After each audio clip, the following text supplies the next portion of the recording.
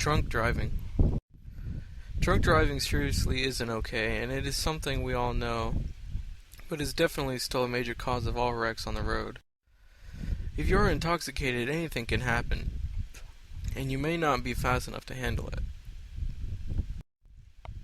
You can kill yourself, any of your passengers, and anyone in another vehicle you may have collided with. It is best to remain where you are or to call a ride if you're drunk. Drunk driving and possessing drugs.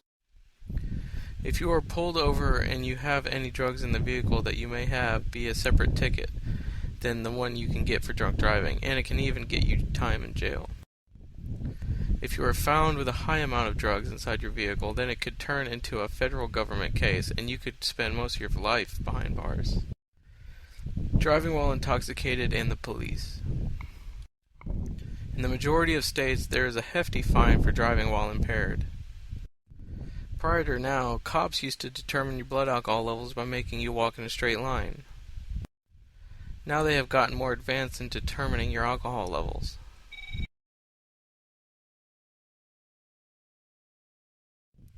Breathalyzers are the most typical used chemical testing method used for testing the alcohol levels.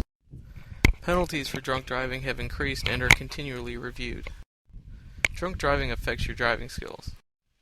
Don't drive drunk, but if you do drive drunk and you are pulled over by a cop, you would want to be careful about what you say to the officer. Regardless of how pleasant the police officer appears to be, something you say to them may be used against you. Know your rights. Is it possible to get arrested? Before making an arrest, there's a couple of big things that a cop thinks about. They should make sure they know who was behind the wheel of the car they pull over. Probable cause is if the cop sees you driving or can infer that you are driving. Then the cop will check to see if your blood alcohol levels are higher than 0.08%.